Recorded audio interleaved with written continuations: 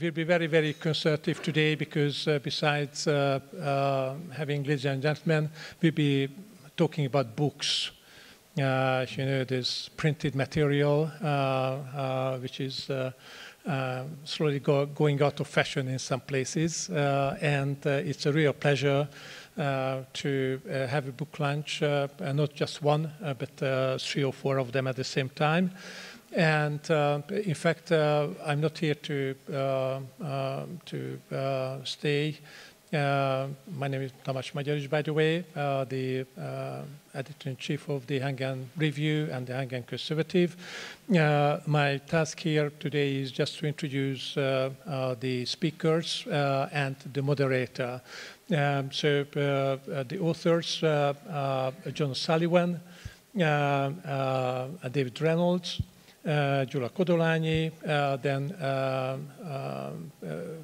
we don't have here personally, but Nick Parsons will be here online sometime later, and I have the honor and the pleasure to introduce Dr. Callum Nicholson, who will be moderating the event. He's a visiting fellow at the Danube Institute. Looking around and even thinking of Nick, sort of interesting that we have 4 British guests here who are not real guests here. So it seems to me that at least here at the table we are in minority. So I'm very glad to have so many distinguished guests here, and would like to pass on to Dr. Nicholson to take on the task of moderating the whole event. Thank you. Well, thank you very much, and thank you to everyone for coming today, and almost Merry Christmas. And so, Jonapot, thank you for being here. So this is very exciting for me, because growing up I always wanted books for Christmas. And I always got things like novelty bottle openers or Rubik's Cubes, although the Rubik's Cube I've since discovered in the last few weeks is Hungarian, so I guess that's fine. But as some of you may know, my background's in anthropology, and I think it's relevant to this discussion today because anthropology as a discipline really made its name by going to non-Western contexts to understand cultures on their own terms. And this is crucial against the fight against prejudice, preconceptions, simplistic assumptions. But it seems to me today that if you go to London, say, there is not much prejudice against non-Western cultures, such as the Trobriand Islands and the Pacific. But what there is quite a lot of prejudice against sometimes, or misunderstanding of, are actually regions within the West that are seen as slightly different in some ways from the metropolitan regions. You can look at the way that coastal America views flyover country, as it's disparagingly called, or how the Remainer south of the UK views the North and the Brexit North, or indeed how more Western European countries view some Central European countries, such as Hungary and indeed Poland. And it seems to me there's almost a need for more of an anthropological empathy to understand cultures which have a slightly different frame of reference. And I found this in Hungary, that there is something of a slightly different frame of reference here sometimes. And I think it's cultural and by extension historical. But on the one hand, despite that, Hungary actually superficially reminds me quite a lot of the UK in the 6 months I've been here. It's interesting, we've got 4 people involved in this who are British. And you know, I'll name a few ways that they're quite flippant. But you know, in some ways, the structures of the countries are quite similar. You know, the UK has a major liberal capital city, only really one big city in a mostly conservative country. Budapest, similarly, is quite a liberal city in what seems quite a conservative country. You have like Balaton, we have the Lake District. You have Felvidik, we have Scotland. You have Delvidik, we have Wales. You have Erdday, we have Northern Ireland. And indeed, you have Esztergom with the biggest cathedral on the border with Felvidik, and we have Durham with the biggest cathedral on the border with Scotland. Now, it's superficial, but it's interesting. But there's one other similarity or parallel that's interesting for me, which is that one is an island surrounded by water, and the other appears to be an island surrounded by land.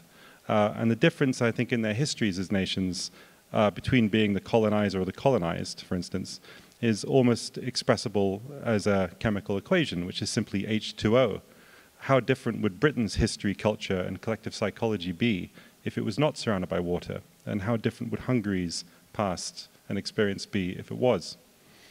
So I've been interested in being here in many ways anthropologically, if only to make not only to make a foreign culture to me familiar, but through the comparison to make my own culture less familiar, to challenge some of my assumptions. But the problem with any exercise in anthropology is that it always involves some translation. An anthropologist studies a foreign culture and then writes up their findings in the language and idiom of their own culture. And in the 1980s in anthropology, this became a bit of a crisis because it became this concern, or what arose was a concern of, is it ever possible to translate a foreign culture to your own language, your own culture, without losing precisely what makes it different and interesting and unique? And that was a big crisis in anthropology. And is it really possible to transplant oneself into a different culture? Now, one of the writers today, Julio Kodolani, expresses this problem in his collection that we'll be discussing today, For All This Here, in a poem entitled Juniper, where he writes, "To transplant a juniper is a tricky business. Often it perishes in the attempt." And surely translating or transplanting one thing to another context is quite a tricky business. But transplanting juniper seems to be the common theme of the writers we have here today, to talk about their collections, all of which have been published, as you know, in the last few years in the Hungarian Review. We have in Gyula's collection of poems, For All This Here, selected poems 1975 to 2015, and indeed the 2 volumes of other poems he's had a hand in editing, namely A Nation Dismembered, the 1920 Treaty of Trianon in Hungarian poetry, and also Down Fell the Statue of Goliath, Hungarian poets and writers on the Revolution of 1956. In all 3 of these collections, they are collections of poems by Hungarians, originally written in Hungarian, here by Hungarian Review translated into English.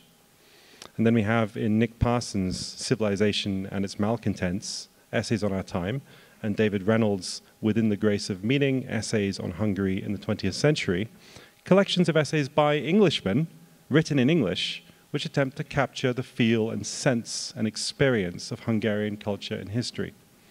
And finally, we have in John's collection of essays, The Woke versus the West, Awkward Questions for a Progressive Age, an Englishman, very much an Englishman, writing in English about Western culture and world affairs, and with Hungary positioned very much as part of those affairs, but from the vantage point of looking out towards the world from his last 8 or 9 years in Budapest.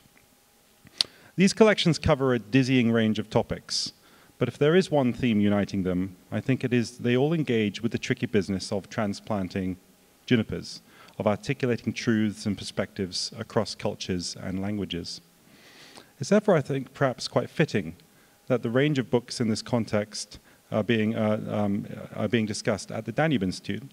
Founded less than a decade ago, the purpose of the Institute has been about furthering cross-cultural dialogue and understanding, helping Hungary escape from what sometimes feels like an uncanny valley of political empathy in the eyes of the international community, it being part of the West, but still distinct in subtle and significant ways that seem so often to leave commentators off balance when it comes to understanding the country. To borrow from Gyula again, the Danube Institute is perhaps here, like the Hungarian Review itself, precisely to tend to transplanted junipers. Indeed, speaking of junipers in his poem, Julio admonishes us to contemplate the survivors. They best understand what I mean. So today, in discussing these wonderful books, I hope we can see it as an exercise in contemplating such literary survivors, in a sense, to best understand what they mean and what they can reveal to us about the world around us, us who are here in Hungary, whether we are here by birth or by choice. As they relate to Hungary, the collections are, of course, in large part meditations on cultural survival, be it from the events of 1841, 1526, 1848, 1920, 1956, or even today, in the face of globalization that, through the cultural imperialism of greater powers, is once again putting a familiar pressure on Magyar identity. But as such, they are also meditations, I think, on beauty in that survival. For as David writes in his collection, the study of a national culture is, in essence, a search for beauty. Beauty, he writes, is what we may receive as part of our unearned place in the world, from the gifts of nativity, family, community, language, rooted custom, the rhythms of a land under heaven, revelation. But for beauty to be appreciated, it must first be understood. In his collection, Nick, who will be on the screen, has a particularly striking line, I think, when he writes that being misunderstood is a sort of occupational hazard of being a Hungarian, not least because the obscurity of the Hungarian language casts its speakers into spiritual isolation. Well, it's Christmas, and the one thing we want to do at this time of year is dispel any such isolation. I hope, therefore, you all enjoy this afternoon as we seek to do so through a discussion of these wonderful books. So first of all, thank you. Thank you. So first of all, with us today we have Julio Kodolani, who is the author, as I've already said, for All This Here, Selected Poems 1975 to 2015. But he's also served as an editor on A Nation Dismembered, the 1920 Treaty of Trianon in Hungarian poetry, and Down Fell the Statue of Goliath, Hungarian poets and writers on the Revolution of 1956. Now, Julia is an editor-in-chief of the Hungarian Review and a former Secretary of State for the Prime Minister's office here, serving from 1990 to 1994. It's quite hard always to summarize anyone's poetry, but it's been said that his work is preoccupied with the complex processes of the human soul. And this collection is certainly a product of a dialogue between English and Hungarian, many poems directly pivoting off lines from Shakespeare's sonnets. And as David Reynolds has written in his introduction to Gyula's poetry, it not only carried Hungarian through into English, but brings an English speaker's own poetic discourse back to him through the medium of a foreign spirit and experience. So in light of all that, I'm going to start with some questions for Julia. And first, on the issue of cultural transplanting, I want to talk about your collection, for all this here. And as I've just noted, it's in no small part a dialogue with Shakespeare. So what was the motivation for that? And what are you trying to achieve through that linking?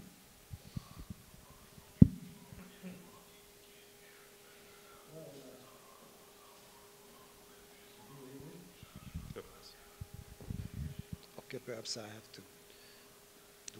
Yes, good now? Okay, yes.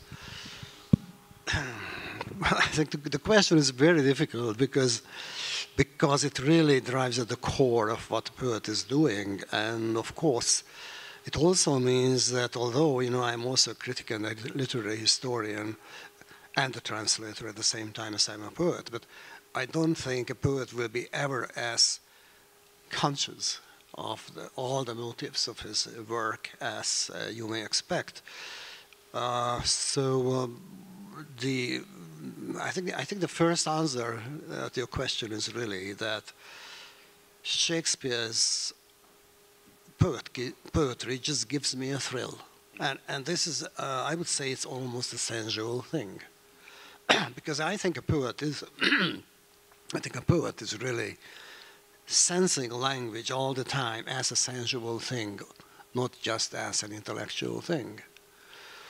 But of course there are many layers, and this cycle you are referring to is a cycle of unrhymed poets in which I am using passages from Shakespeare's sonnets, which I then elaborate. In other words, I lift phrases, groups of words, sometimes a single word from a Shakespeare sonnet, and then essentially it's almost like an exercise in free association. But of course the association is very, very free, but it's not entirely free, because the associations are triggered partly by the meaning of the Shakespeare phrase, partly the very particular feel I have of that phrase as a poet. And then, of course, when a chain of associations begins for a poet, then you don't really know where you will end. And what I'm doing in this cycle of poems, which I'm still, with some on and off, I'm still writing, in fact. I have written so far 26 of them, I think. Essentially, anything may fit into this poem if I can liberate myself from too many inhibitions. And of course, it's also a cultural transfer. It's also a cultural transfer, and that has to do with the fact that my poetry, although I think it's a very Hungarian poetry, it also has been for many, many decades now, ever since I was about 20 years old, a constant dialogue, internal dialogue with the English language and poetry written in the English language. Thanks. Ooh, can you hear me now? There we go. Right. No, thank you. That's fascinating. I have a further question on that collection.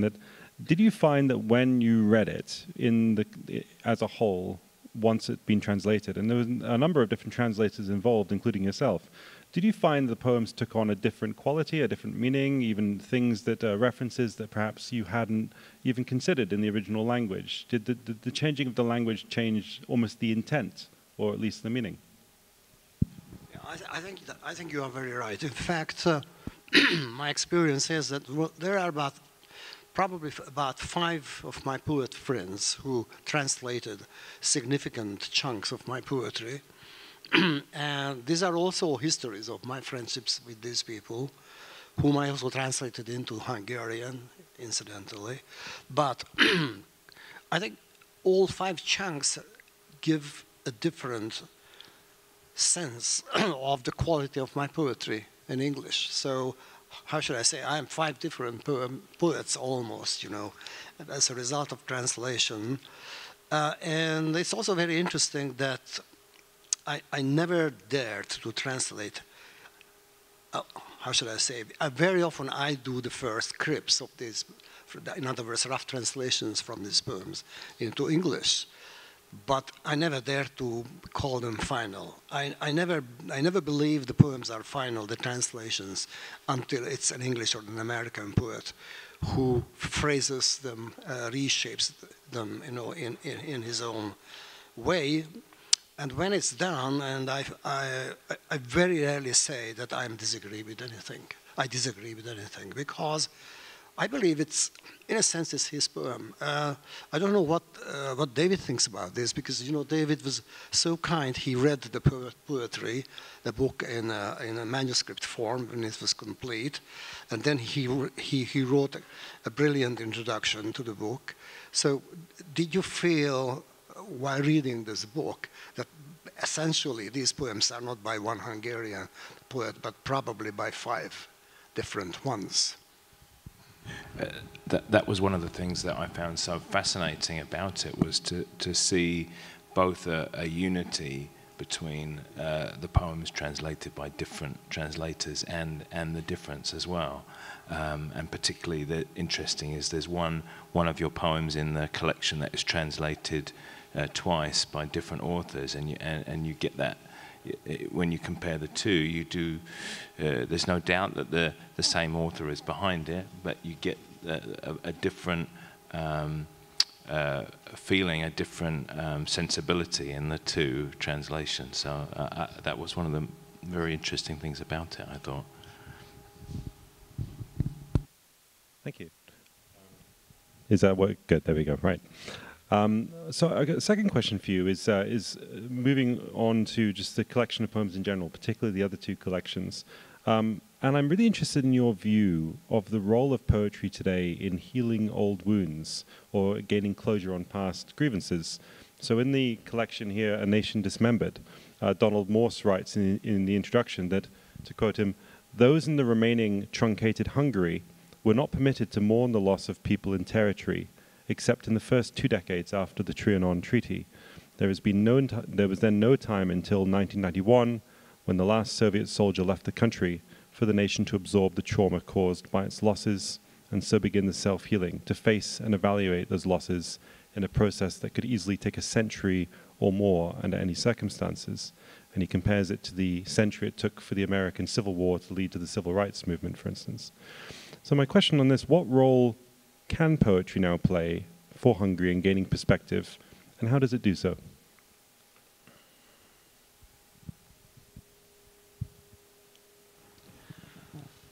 Well, I think the functions of poetry remain the same, and they have remained the same for thousands of years. Poetry is obviously in change today, like everything else that is connected with communication. Certainly I cannot tell you what is the significant new poetry of Hungary today, for instance, because maybe it's in forms that I just I'm not interested in. So poetry is a very big body of things, and it's very complex and very mysterious. And the functions are several. One function is obviously to heal. You talk about healing, and obviously, in a case like Hungary's loss of 2/3 of its territory in the peace treaties of Versailles is a very unique event in I would say in world history, and something very, very difficult to talk about. And probably poetry is the first place where you could talk about it, exactly because poetry is many-layered. It's not always explicit, but because of this many-layered and always symbolic nature, it can always embody and express whole complex webs of emotions. And I think in this particular case, poetry did this. In other words, if you look at this anthology of Hungarian poets about Trianon, I think poems of 100 years, and it's a selection, of course, you find that a good part of our best poets did treat the problem in one way or another. I think the healing function is very important. Of course, in a country like Hungary, for which the last 100 years, I would say the 20th century were probably one of the low points, the lowest point certainly since the Ottoman occupation of the 16th, 17th centuries. It had the additional function that under circumstances where actually freedom of speech was denied by powers which were usually foreign in our history, poetry was one of the media where you could express things freely and in fact almost openly, exactly because of its symbolic nature. Please, John, go ahead.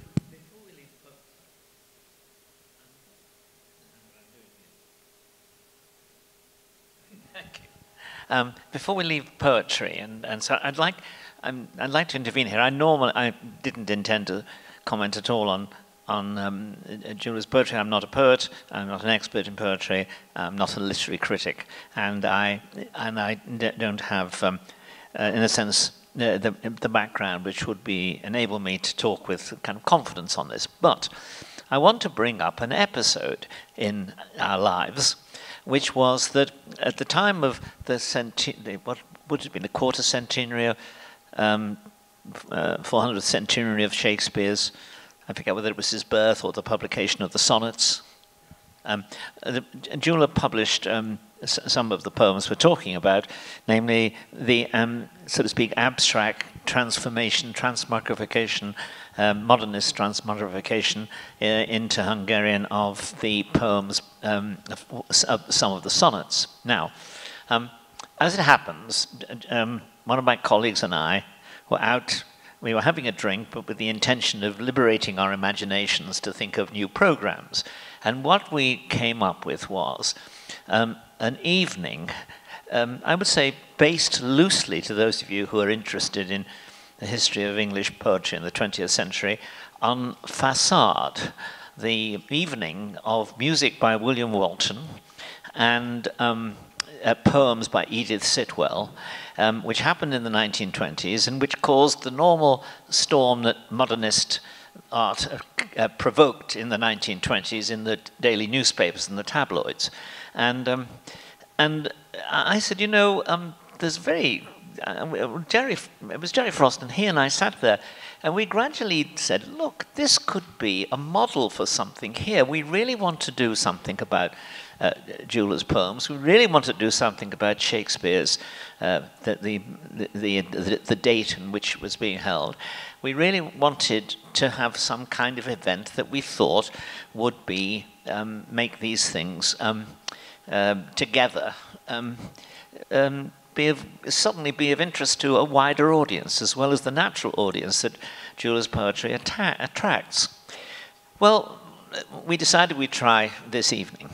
We got Gyula's consent.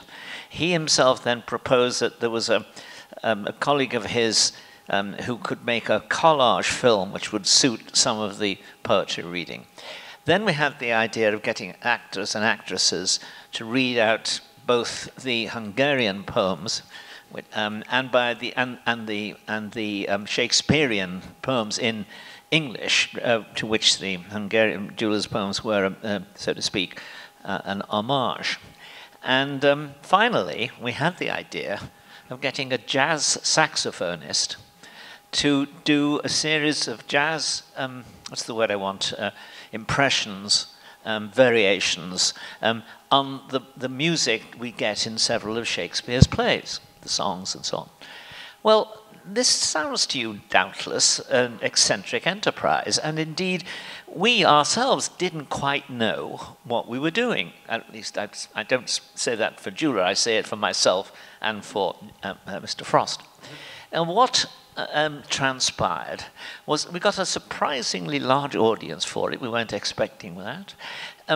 When it occurred, I think it's fair to say that even the people who'd arranged it and prepared it were at a loss really to say what we thought we were doing. But the evening was a remarkable success. It was one of those evenings at which you get a much longer and louder applause than you ever expect. And people seem to have been in some way or other transformed by the experience. They really were moved by it, moved and entertained. And I know the actor and actress were, because they were themselves, extraordinarily transfigured by this. They really had felt they had taken part in something important. Now, I say the mystery is this, and it's Tom Stoppard talks about this in his play Shakespeare in Love, that the mystery of theatre, of course, somehow or other, on some nights it comes together in a way that nobody expects. And secondly, the people who are doing what they're doing are doing something they don't know they're doing. It's somehow or other a kind of a new thing is invented before an audience, which participates in the invention by responding more strongly to it than they would have expected. Anyway, there it is. That's what happened. It's on film somewhere. I always complain that we've never done anything about this. It's on film somewhere. We must show it sometime. But the real point is this, that poetry and translation and music and film came together in a way that somehow elevated every aspect of it and made it memorable and made other people want to repeat it. Thank you. Thanks, John. Steph, can I comment a little on what John said, if you don't mind? Well, this was the 450th anniversary of Shakespeare's birth, I think, where we made a presentation at the Hungarian Academy of the Arts. I think the whole thing that John is talking about has to do with I think it's really the praise, the indirect praise of the unfathomable mystery of Shakespeare's sonnets. Because at the very outset, when I began to write my own sonnets, I started not just from the Shakespearean sonnets, but also an artist friend of mine, Erzsébet Katona Szabó, made collages before I did anything. She made collages which were based on sheets of paper, actually drawing paper, slightly transparent, where she just wrote out long passages from Shakespeare's sonnets in Hungarian and English and in Flemish, because she was working for an exhibition in Belgium. And so that's what really, and then she splashes the whole thing over with paint in I think in very, very beautiful ways, like in abstract expressionism, you know. So basically that's what I started out with. Then, you know, I wrote my own associations based on Shakespeare and on her paintings. And then this whole thing that John speaks about was created. And I think it's really an homage to what I said at the very beginning, that I have been living with my own language and the English language for several decades now.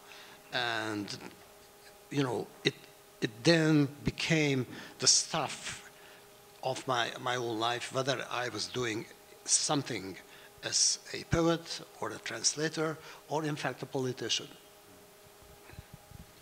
Thank you. So a question here, actually, probably for all three of you, actually. It was originally for Gyula, but I think all three of you I'd be interested in your views, or anyone who has a thought on this. So when I was reading A Nation Dismembered, I noticed a repeated imagery throughout of sinking. There's a poem called The New Atlantis, and it says, I am sinking, I sink deeper and deeper into it, into the dust of the mud, into the light, into the taut horse snort. And then in Atlantis Tolls, it says, like Atlantis, the ancient sunken island, do you hear in the depths Transylvania tolls, the sounds of Sikeli villages sunk. And there's many poems like this. In my native land, now sunken in sorrow. My native land now sunken in sorrow and grief. Will I still find you there tomorrow? Another fall into depths so deep you can't fall deeper. We cannot tell abyss below from light above. And there's several more of these. Another's entitled Towards the Ark, implying a flood, and hopes for a day when, to quote it, the water shall go down and the mud shall be dry. And another talks of snow. Who speaks with the mouth full of snow, calling it a lecherous foam that overflows all the church tower's bells. There seems to be a running theme throughout the collection around these poems on Trianon of flooding, sinking, drowning. And I'm wondering, what does this suggest about the view of Hungary, or rather in Europe, from within Hungary at the time? And what, in a sense, is the water in these poems? Why the metaphor of flood with Trianon? I open up to all three because I recognize it might be a tricky question. Well, I think these are attempts by poets, Transylvanian poets, to describe the state of mind, but something far deeper than a state of mind. Actually, the psychological condition into which they fell, because of course we have to know that after the First World War, when Transylvania was ceded to Romania, gradually all ethnic rights were rolled up, taken away from the Hungarian community. So that's why it was so permeating, because it means, well, for instance, my mother was a Transylvanian. She attended high school at the time, so the late 20s, early 30s. She had to go to a different school every year, because high school, I mean, a lycée, because every year the high school she studied in, at the end of the year, was rolled up by the Romanian authorities under some pretense. So we are talking here about a national group with a great culture and many highly established poets who had to live with this reality day by day. So that's what you are getting in the poetry. Thank you. And a final question for Gyula, just referencing the third volume here, Down Fell the Statue of Goliath, Hungarian poets and writers on the Revolution of 1956. Reading this, it's interesting. It says that at one point, Csilla Bertha writes that the 1848 Hungarian Revolution actually started with Sándor Petőfi publicly reciting his poem National Song in several places to encourage people to rise up for freedom. And she goes on to write that writers played a decisive role in awakening the nation from its lethargy and helped to shape the outlook and thinking about society and nation of the students who would start the 1956 revolution. And of course, in freshly liberated Central and Eastern Europe, in the 1990s, artists such as yourself, but also obviously Havel in Czech Republic, and Wajda in Poland. Is it Wajda in Poland as well? Yeah, sorry.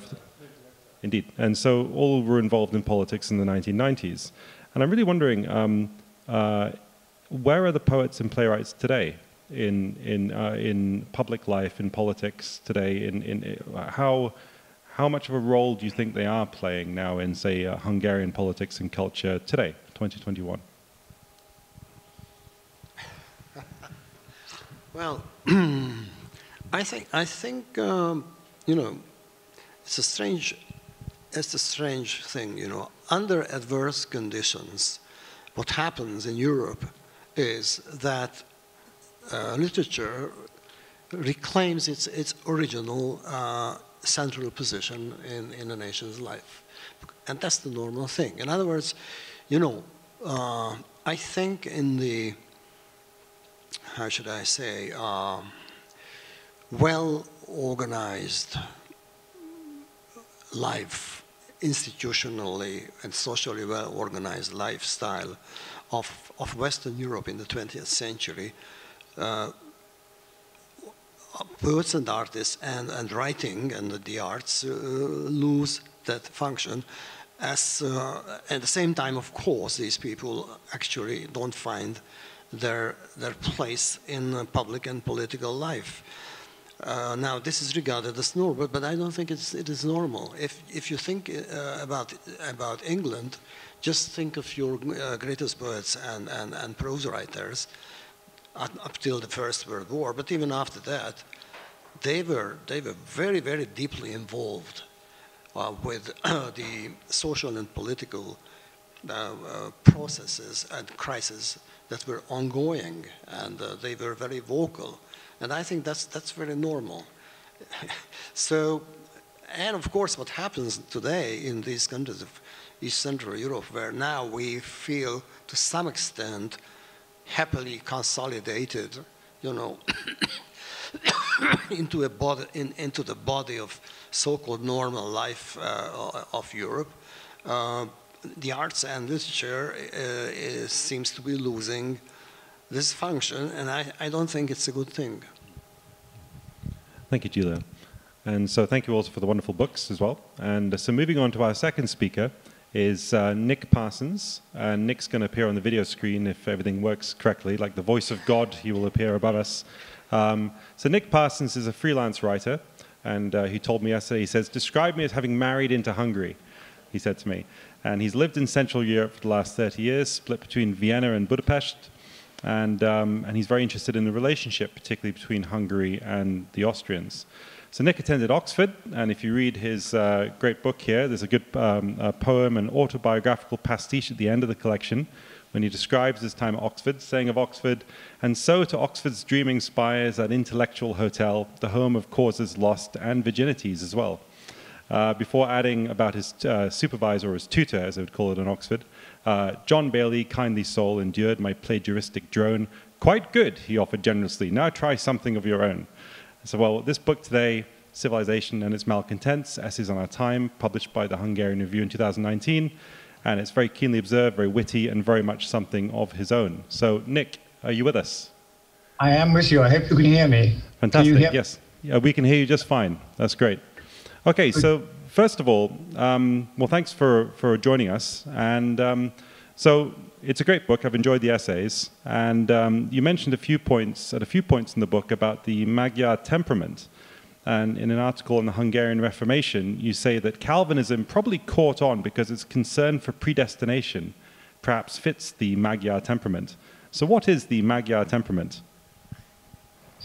Well, if I may I add a footnote to the very interesting discussion that we just had with Gyula and John and Dr. Reynolds. And I just wanted to make one comment about that. There's technology transfer and there's cultural transfer.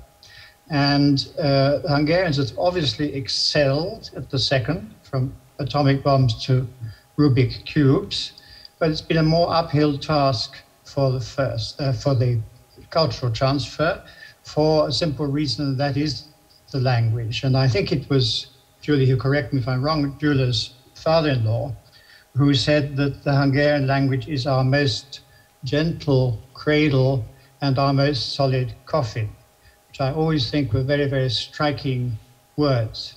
And as to Shakespeare, and whole books, or perhaps have been written or could be written, about Shakespeare and the Hungarian culture, your great poets of the 19th century, like Áron János, were the most brilliant translators of Shakespeare. Shakespeare was almost as much of their culture at that time as were the Hungarian poets. And that's a very important point, because translation is a difficult process. There was an extremely sexist Frenchman who said that translations are like women. If they are beautiful, they are not true, and if they are true, they are not beautiful. Now, I'm not allowed to say that kind of thing nowadays, but that was Montaigne, and he was probably able to see it without the Twitter mob getting at him. This is actually a great truth. And for example, in my book, you have a translation of József Attila's great poem, or Hetedik, the Seventh. And I have always explained, or tried to explain, that it is after Attila József. It is an inspiration. And therefore, a linguist could quarrel with the way in which it was done. And in the same way, Shakespeare has been a marvelous inspiration for the terrific achievement of Gyula in that book. I think Reynolds' introduction also brings that out, a task actually beyond most people and most writers and most poets. And it's a really magnificent achievement. But Shakespeare, like Cervantes, like Dante, has achieved the remarkable, pulled off the remarkable feat of being a universalist. And this is something that is extremely rare. Of course, universalists may tend to languish on school curriculums and university courses where they are regarded to be classics. And Oscar Wilde, for example, disapproved of the whole idea of classics. He said that it's such a terrible thing that if you are a classic writer in France, you get elected to the Academy, which is the death of everything. The point about being a universalist is someone who appeals across cultures in a remarkable way. But that is not really, or that goes beyond their language. How many people read Dante in Italian, for example? Not so many. And it's the same with Russian poetry with its peculiar qualities. Akhmatova, for example, a wonderful poet, but very, very difficult to render into English without descending into a kind of symbolic waffle. So you can always spot the real thing. Gyula has delivered us the real thing, but accept no fakes. Now, if you permit, then I will go back to your question and the interest about the difference between Austrian and Hungarian political culture, of course, but also culture generally. When I was in Greece, I met a lady on archaeological scholarship, and I said, what was she doing? And she said, oh, well, I am studying ancient Greek locks and keys. And I said, well, it's untruthfully, I said, that's very interesting. Oh, she said, it's terribly difficult. Either you can find a key and you can't find the lock for it, or you can find the lock and the key has been mislaid. Well, I hope it's not too fanciful, but sometimes when I think about Hungarian culture, Hungarian political life, I think, well, sometimes they felt they'd found the key. 1848, 1867, 1989. But then they found that they couldn't find the lock into which they should fit the key. Or, in fact, they found the lock, and that was the majority of the time, to be buried under Turkish occupation, then under Habsburg hegemony, and finally being squashed under boring Boris from Moscow. There is a constant division in the way in which Hungarians have accepted this, and to be specific about the Austrians, there is a kind of, how should we put it, not exactly a love-hate, but a mixture of both in the ongoing relationship. Cardinal Kolonich, who was the hitman, as it were, for Leopold I, he said, I will first make the Hungarians beggars, then I will make them Germans, and then I will make them Catholics. Now, this is the relationship between the two countries at its lowest ebb. And you mentioned, to go back to your question more specifically, Calvinist, which was regarded as the Omadia faith by hostile Catholic critics in the Counter-Reformation.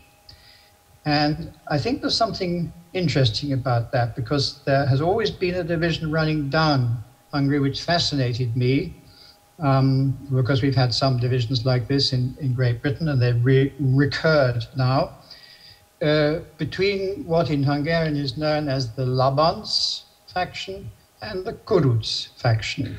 And the Köruts, who are mostly Protestant, were the aggressive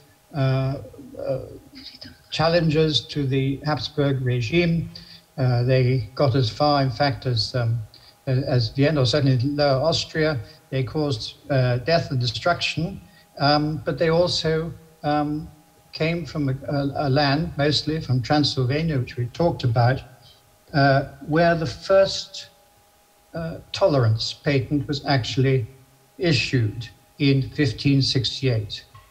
And that was very interesting, because it was a time when Protestantism had penetrated, particularly the Transylvanian lands, and when, in a sense, it became connected more directly to politics. The actual patent has been somewhat romanticized sometimes, because it excluded Romanian Orthodox, and it excluded Jews at the time, and Muslims, of course. But later on, under more enlightened rulers of Transylvania, it was extended outwards. The other side, the Labans, accommodated themselves, not, I think, in a spirit of lack of patriotism, as many of them were in many ways great, Esterházys, perhaps great Hungarian patriots, but in the sense that they saw what they believed was best for Hungary, that they had also a very close cultural relationship with their counterparts in Austria. And most of them were multilingual, most of them obviously German-speaking. Don't forget that Széchenyi himself had actually to learn Hungarian extra, and then became the greatest, perhaps, of the Hungarian modernizing patriots. So this split has always existed, and the relationship has always been also one where I feel that the Hungarians have been, perhaps this is what George Orwell called transferred nationalism, have been shortchanged. The right to elect the king, for example, was abolished under the so-called jus resistendi, was abolished under Leopold I, and traditionally the Magyar aristocrats had to approve the election of the king, whether Habsburg or not. And the jus resistendi has been replaced, if you like, by the jus mormorandi, at which the Hungarians are great experts. I'm probably going on too long. You want to stop me? That's great. Thanks, Nick. Well, I have a follow-up question really linking together the discussion of predestination and this idea of the lock and key, which is that you write that in the wake of the Battle of Mohacs, the Hungarians saw themselves as, to quote you, a chosen nation with a state-building mission, but it seems that they have been chosen to suffer. And you contrast this in the book to the Anglosphere, writing in the article in your paper, How to be a Magyar, that, to quote you, an elegant and refined professional pessimism is more or less de rigueur among Magyar intellectuals and commentators, who live to scoff at the naive optimism of the Americans and the indefatigable complacency of the English. The Anglo-Saxons and WASP Americans can afford their emotional luxuries. They will point out they are the lucky ones who have escaped the rape of history, whose societies were not weighed down with feudalism into modern times, and who annoyingly got in first with their industrial revolutions. And on this, I'm wondering, to what extent do you think this sort of attitude of being chosen to suffer, or that sense of predestination being to suffer, to what extent do you think that sort of difference in temperament with the Anglosphere underpins some of the ways in which Hungary is sometimes lost in translation in the international community? Well, there is another quote from How to Be a Magyar, which again is politically incorrect, but there's a quote from a gentleman from Texas who says, if you're fed up with life in Texas, you go out and shoot up a few people. And if you are fed up with life in Hungary, you go home and shoot yourself. The point about that is that the pessimism of the Hungarians is quite well grounded, and they have steered a course between self-pity, which nobody likes or admires, and standing up for themselves. And I think there's an important distinction in that. The Austrians, because I haven't really answered that part of your question, have had an ambivalent attitude towards Hungarians. Well, Nick, I was actually about to get on to a question about that, actually. Let me just phrase my question on the Austrians first, which is that, you know, obviously you've spent the last 30 years split between Austria and Hungary, and you write about the dilemmas of Austrian identity in the book. And, you know, there's a famous phrase about the US and the UK that we are two cultures divided by a common language. And I'm wondering, to what extent is it equally true to say that Austria and Hungary are perhaps two cultures divided by a common history? That's extremely well put, and I would agree with it. The way it's worked out has been extremely interesting, two cultures rubbing against each other. If you think of it, there's a lot of similarity between the experience of Austria and of Hungary. For example, with the minorities question. The minorities question, which led to Magyarization in the late 19th century, in the 20th century, which has more or less done for Hungary's reputation in the West by being written about again and again and held up in front of them as a kind of you are guilty placard. But actually, of course, the Austrians had a great problem with minorities too, and they tried to solve it in 1897 in the Czech lands, in Bohemia, with the Badeni Law. The Badeni Law prescribed that all the civil servants, German civil servants working in Bohemia, had to also be Czech-speaking. And this caused a riot, complete resistance. In fact, in the end, Franz Josef had to dismiss Badeni.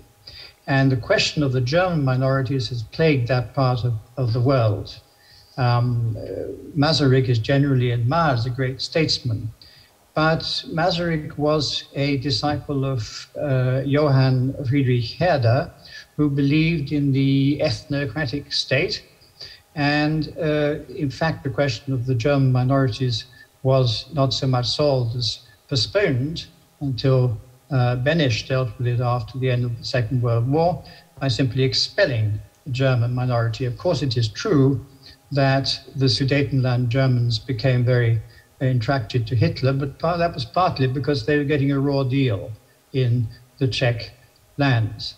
So when you sometimes listen to the way some Austrian intellectuals, in a rather patronizing manner, talk about Hungary, and they shouldn't so self-pitying and so on about their history, it always strikes me as a battle between self-pity and self-righteousness.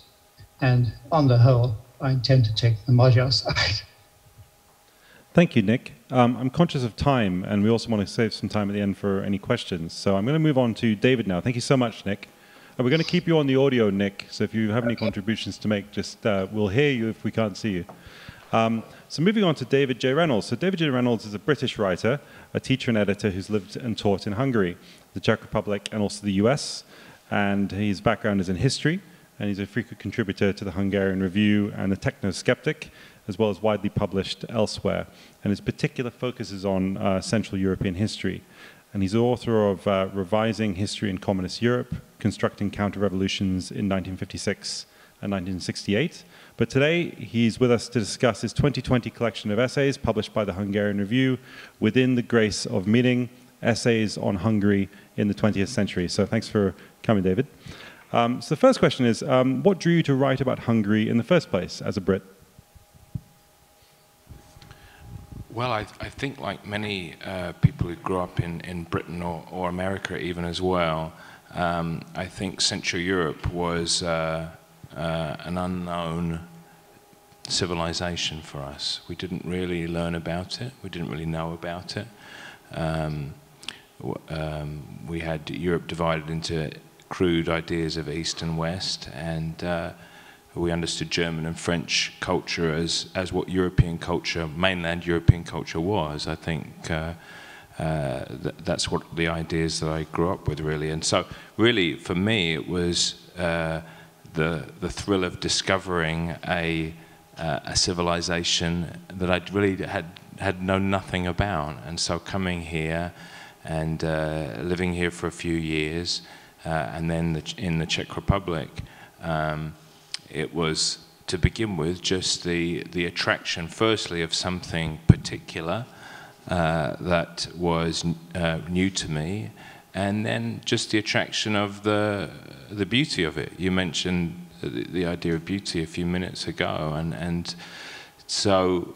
Actually, I was quoting you, so it's a circle here. That means I was quoting you, quoting me, or something like, yes. No, absolutely. So that's really the origin of it. Just if you become interested in something as an adult that's new to you, there's a particular attraction in that, isn't there? There's a particular thrill in that intellectual discovery, and then just the attraction to it as something not just particular and distinct, but as something beautiful. And I think the last aspect, which I think has also been touched on, is it's always seemed to me, since I've been reading about, investigating Central European history and Hungarian history in particular, that both the particularity and the beauty of Hungarian culture and Hungarian history is something that requires a constant defense. That there has been for most of the 20th century, and incredibly here we are still today, powerful forces and powerful ideologies that would seek to sort of push down upon that particularity and that beauty and make it into something else, or just to make it blend in with a general European liberal culture.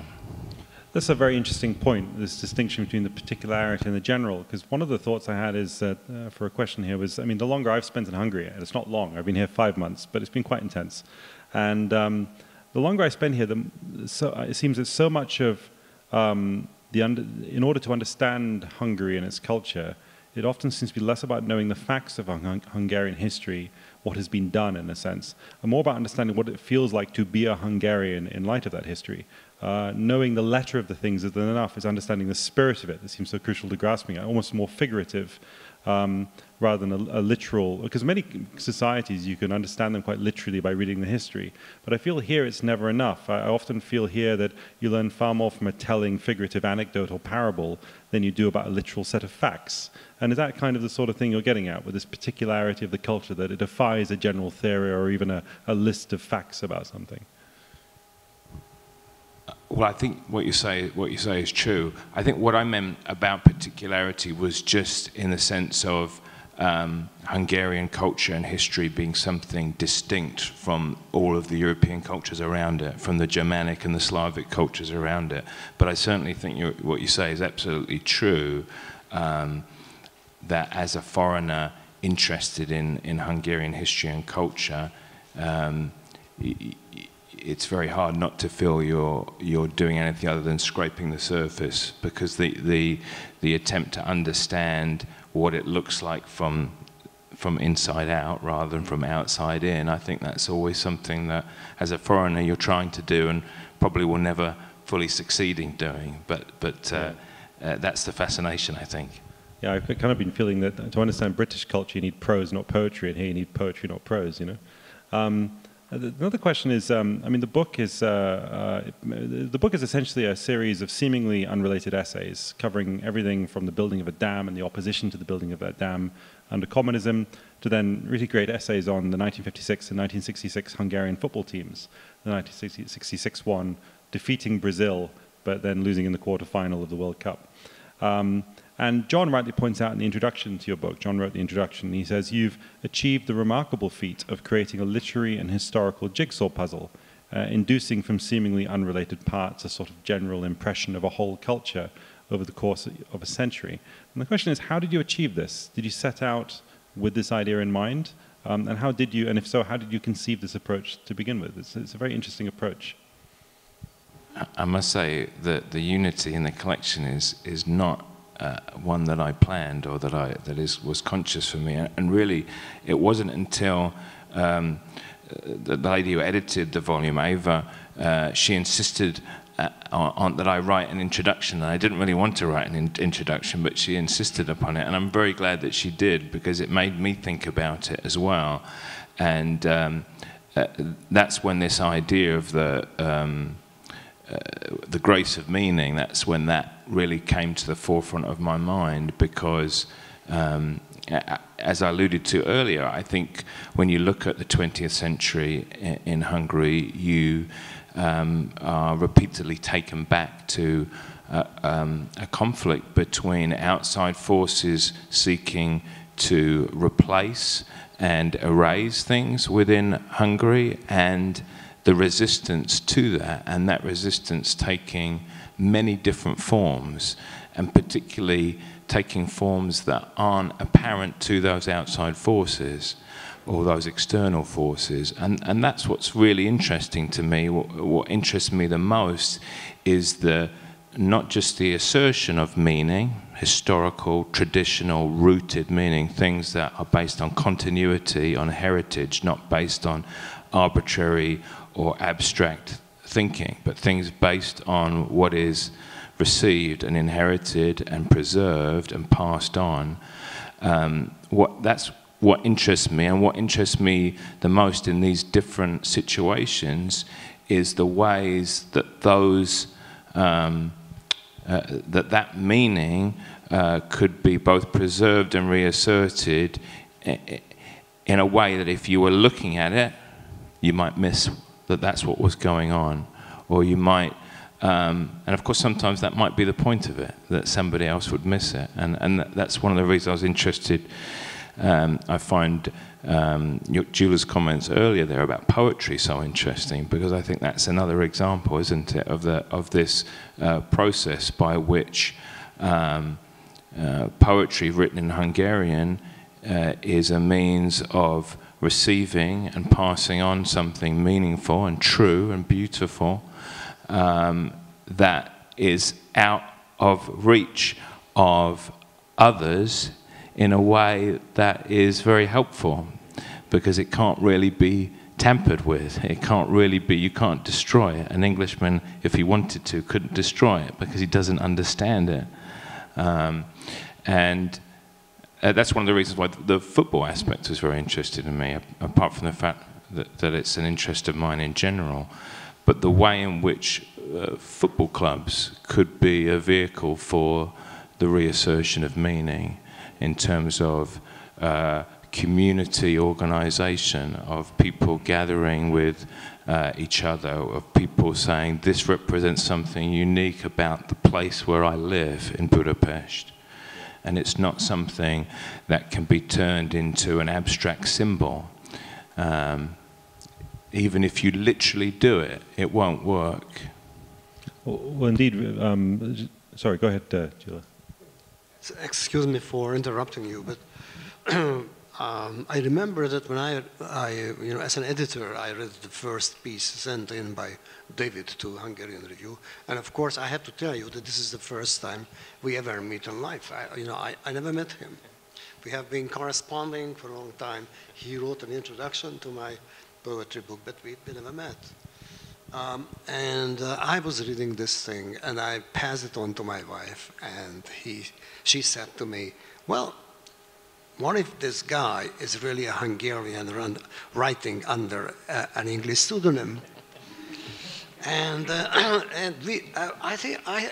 consider this a very serious proposal, and you still have not managed entirely to dispel, I think, this, because I think you approach the essence of what you are doing in a very precise, excellent way recently, in your recent sentences.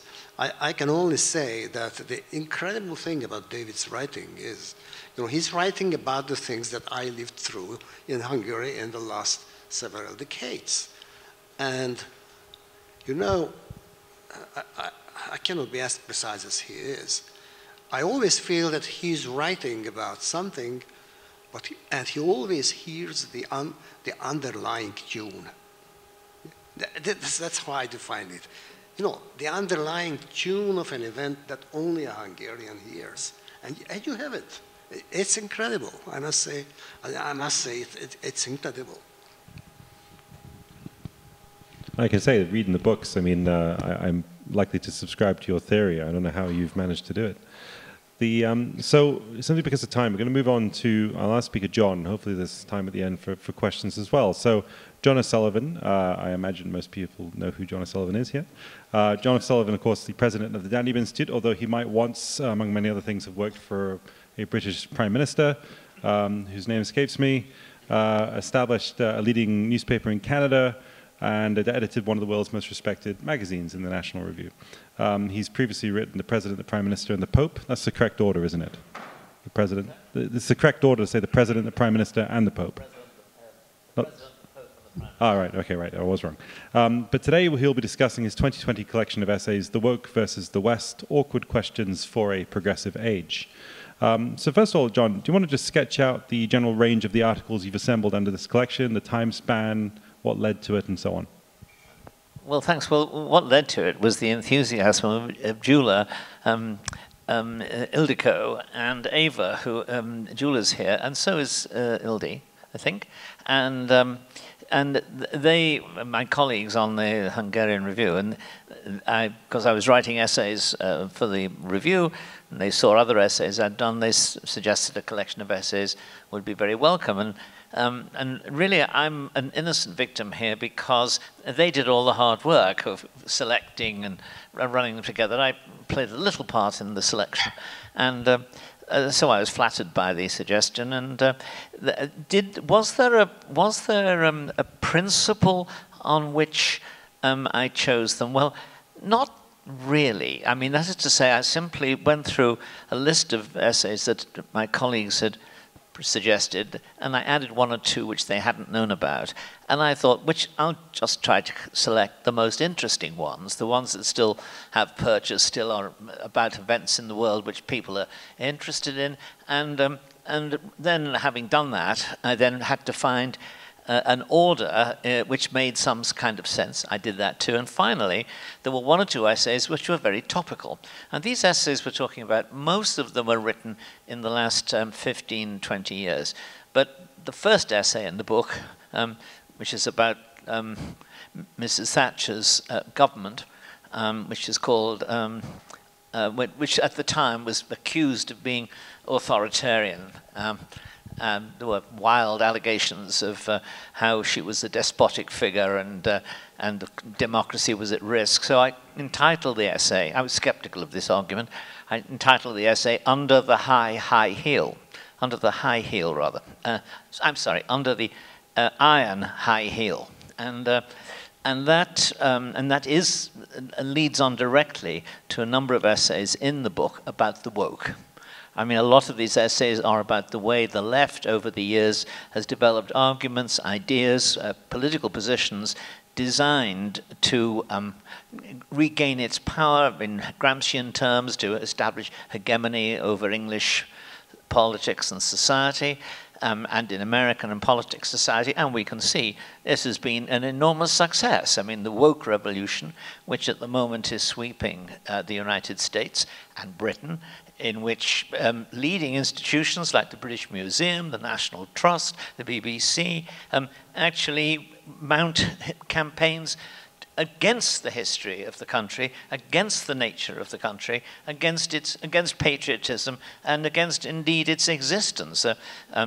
A lot of the American arguments of the woke essentially are that this is a country that was stolen from the Indians, which has been founded secondly on slavery, and it shouldn't really exist.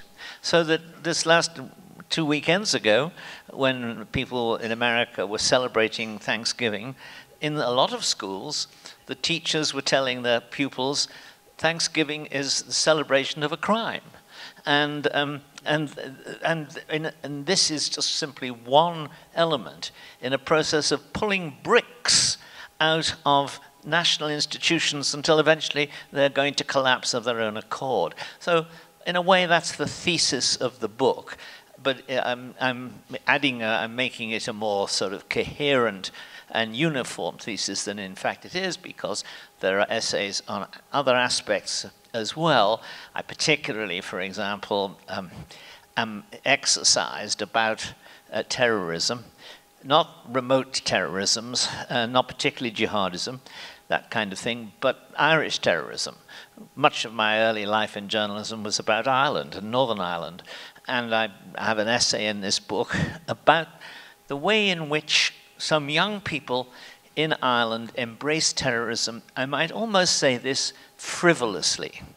The idea of romantic rebellion had been in the air since the 60s, with the emergence of people like Che Guevara, who became heroes. Practically everybody had a picture of a portrait of Che Guevara on the walls of the bedsit apartment if they were students. And there was a revolution that they thought beginning to happen in Northern Ireland against oppressive British colonialism. And then, you know, you're part of that movement. You go to demonstrations. And then suddenly, someone wants you to press a trigger or to plant a bomb, and you're swept away by this romantic fantasy, and you pull the trigger, you kill the man in the bar, you plant the bomb in the bus that kills families, and after that, you've crossed a Rubicon. And, you know, Rubicon is an odd kind of river. It's relatively easy to cross it that way. It's very hard to cross it backwards. And a whole generation of young Irish people in the north particularly, but not entirely in the north. My friend, the former terrorist, Sean, gosh, I've forgotten his name now, the man who wrote The Informer, he was somebody who did manage to cross the Rubicon in the other direction. He went to the police, he went to the intelligence services, he then acted as an informer, he prevented crimes being committed, and in the end, he was able to sit down, he became a writer and a poet, he was able to sit down at a bar and write a poem about a ship from Gaddafi in Libya that the navies had stopped and prevented the IRA receiving a huge number of weapons. And he was able to say in his poem to himself, well, I at least can say, I can go home tonight knowing that those bombs and those weapons will not be killing people for the next 5 years. I contrast him with a woman in the IRA who actually did, she died, I think, partly because of the guilt. But she was someone who had put a gun to the back of a poor woman who had given water to a dying British soldier in Belfast. And for that, she was taken away from her children. She had a large number, about 10, and driven to the other side of the border where somebody, and it was a woman terrorist, put a gun to the back of her head and shot her. Now, how did she feel? Well, the answer is she cracked up. She cracked up. And she died in circumstances which could be suicide, but are more likely to be an accidental overdose. But she was a wrecked human being. And in a way, those are the kind of things that have happened in our societies in the last, how many years? Well, I suppose the last 40 years and longer. And I write about all of these different kinds of actions and crimes and braveries and the rest, and how, in a sense, when you take them all together, and I think some of the essays are light-hearted and they're about respectable subjects, but they're describing a society that is struggling with demons which at the moment are very close to overcoming it. Thank you, John. No, that's fascinating, thank you. Going back to the kind of the framing theme here of translation, you write in an essay in the volume entitled Hungary 2014, Image and Reality, Whose Democracy, Which Liberalism? You write, Hungary faces an epistemological problem that all medium-sized and small countries face in international politics. Most people, including most journalists and most opinion formers, know very little about them. So to the extent to which this is true, do you think, I mean, you've been here 8-9 years now, I think, what do you think can be done to increase the quality and nuance of the coverage of Hungary in the international press? Well, first of all, of course, since I'm part of the epistemological problem, I don't know how successful I have been in overcoming it, but I think that my two fellow panelists have written books which do exactly that. I mean, they overcome this. They make they make this country or another foreign country something we recognize. I think the problem is, particularly in the case, well, I'll give you an episode which I quote in the book.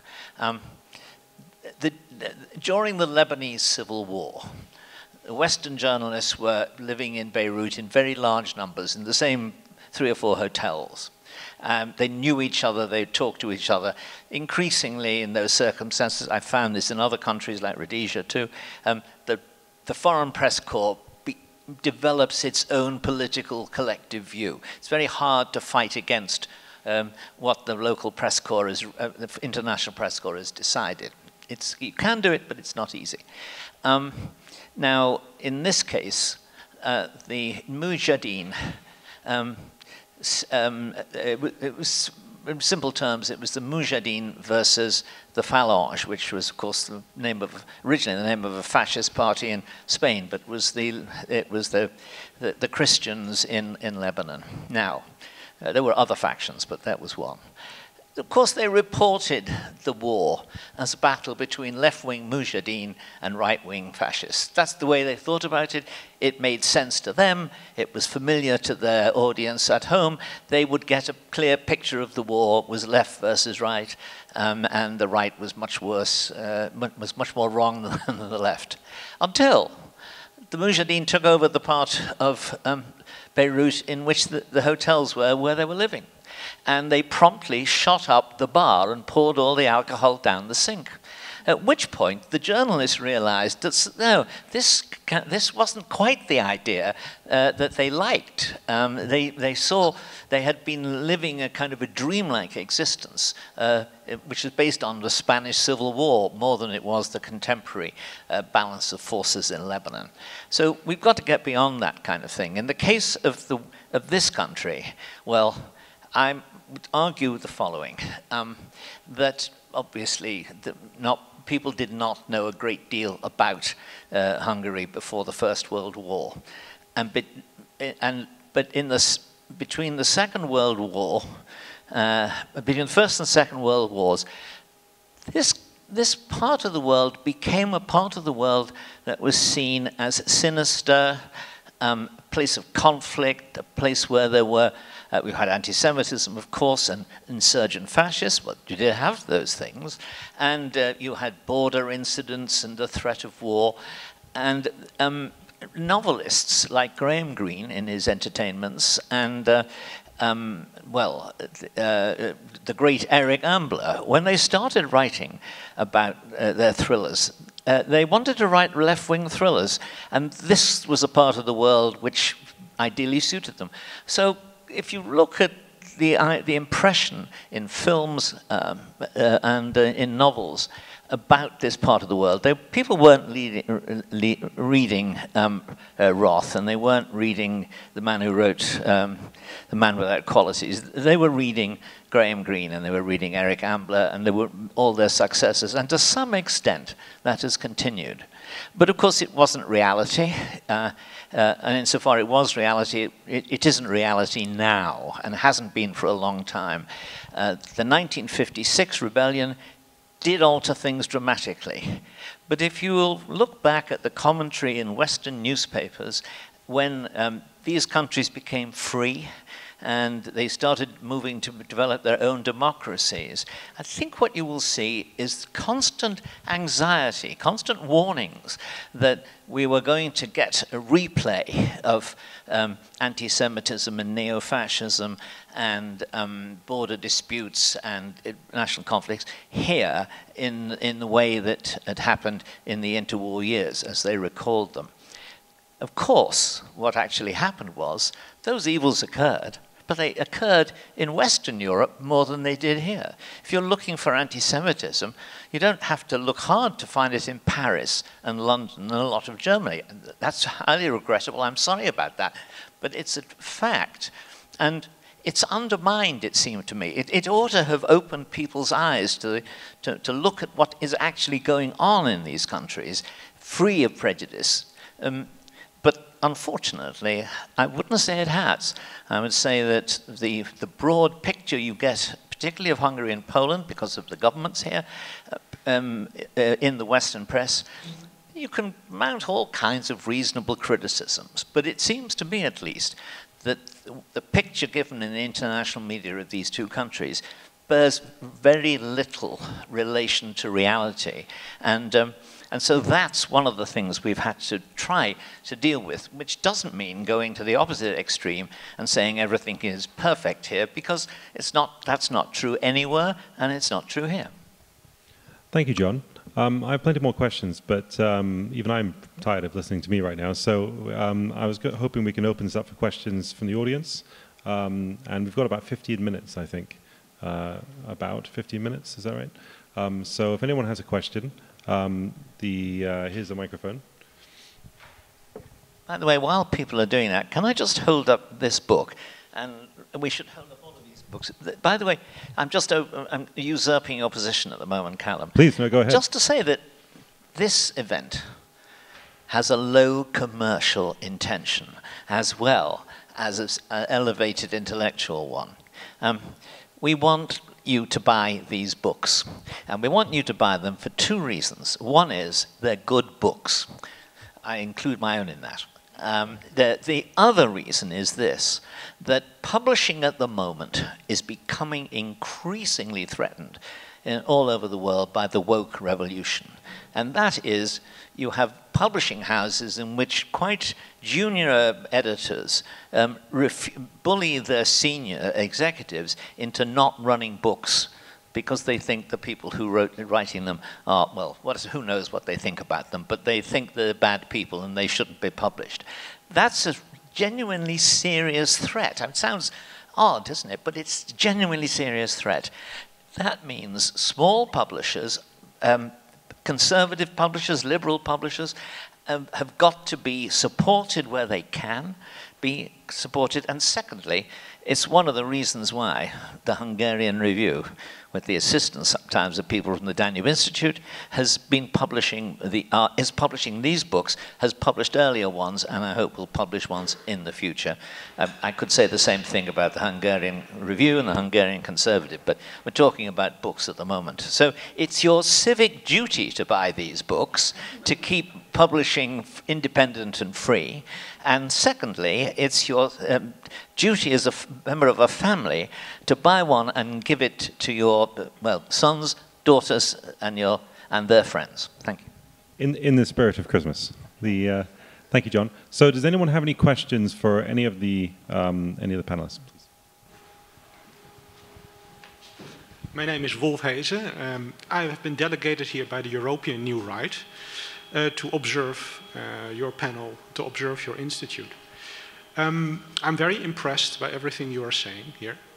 I also like the introduction a lot by your moderator, who was referring to cultural anthropology as a reference frame here. I think that's very true. I'm pleased to hear noises about the myopoetic nation, the myopoetic nature of nationhood and identity. I recognize some of that here. But I do have a question. We are talking about the Hungarian experience of occupation, Ottoman occupation, Habsburg occupation, and of course, most recently, the Soviet occupation. I'm wondering, is there any lesson to be had that Hungary has to offer the West now that we are facing a kind of occupation ourselves? Mr. Sullivan referred to the woke revolution which is taking place. There are many people in the West experiencing their lives as being under occupation currently. And these are the people that are being censored, that are being people who are not being heard in the mainstream media, who cannot publish or who are forced to publish in very small houses. My colleague and me, we are here with that experience. And we would like to hear the Hungarian perspective on occupation and how to handle that.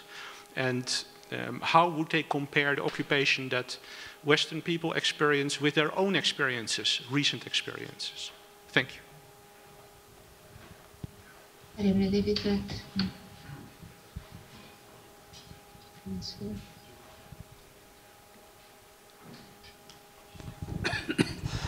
Perhaps I'll try to answer your question. Well, I think this is a major question, really. I think you really put your hand on something very important. I remember then when in 1985 there was a Helsinki International Cultural Forum in Budapest. It meant that the countries who signed the Helsinki Agreement staged a huge international congress where they were talking about very nice things, you know, how Europe is one and things like that, how culture is a great thing. And they sent some very, very good people. For instance, part of the American delegation, all delegations were accompanied by famous artists and writers. I remember meeting Edward Albee then, you know, who was an official American delegate. I think Trisha Brown, probably, you know, the modern movement artist. Now, parallel with that, the Hungarian opposition staged an alternative cultural forum. This was held in the apartment of an artist. There were some 60 of us. The main force behind the main organizer was probably the Helsinki Committee of International Human Rights, which at that time was a very different organization from what it is now. and Prince Schwarzenberg represented the organization. He probably was also one of the main sponsors. He later became, as you know, the chief advisor of President Havel. So there were some very interesting people there. I remember Susan Sontag, for instance. And one of my friends, the Hungarian poet, Sándor Csóri, who was the head of the so-called national opposition, the national wing of the Hungarian opposition, as distinct from the liberal wing of the Hungarian underground opposition, he said that these countries have gone through, in these last few decades, we have gone through things from which I think experiences issued, which perhaps could serve the West. In other words, the West should learn from our sufferings. I don't think it made a very big stir. He didn't speak a Western language, so he needed an interpreter. He's a brilliant man. He was a brilliant man, by the way. Now, it's very interesting because we see the thing happening right now. In other words, and I must tell you, I'm not doing a government propaganda here. When we feel guidelines coming from Brussels, you know, of course, we know this. This is how it came from Moscow. Same thing happening. In other words, you have a political elite totally, at this moment, in our eyes, totally isolated from facts, and pursuing its own ideological hobby horses and going toward disaster. Well, you know, of course, the methods are different. Fortunately, the Soviet army is not here, and there is no military occupation. But apparently, the lessons that we learned were not really understood. In 1990, we were very warmly welcomed by the leading Western countries, and we had great partners, I think, in our in our way toward democracy. In all the great Western leaders, including Mrs. Thatcher, Mitterrand, Chancellor Kohl, and George Bush. I don't think today we have comparable leaders in the West who understand the nature of the problem of Europe. So I think you are right. I think if you read the Hungarian review, we'll go to the back issues. We write a lot about our experience during those decades, but also if you take the book of David, I mean, he writes about some things that happened to us and the Czechs, which are harrowingly true. So these books should be read. I think John's book should really be read. And even we learn from them.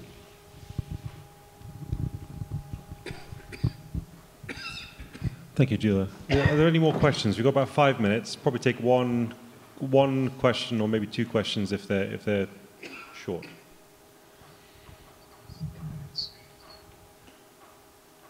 Peter? No?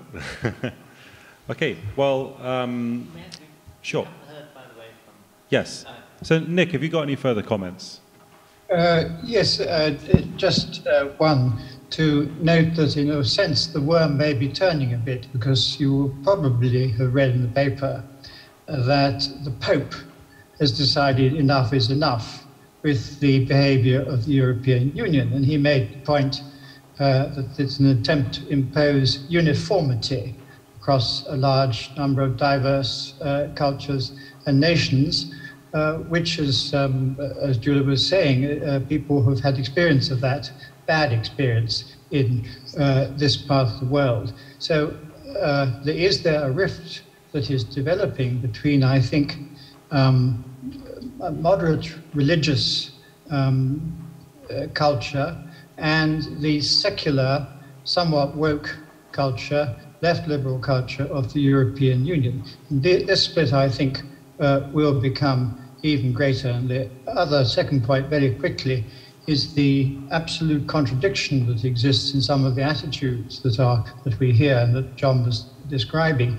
There is now a fashionable movement on the left in France, which is called Islamo-gauchism, would you believe, where the left have tried to ally themselves with Palestinian propaganda.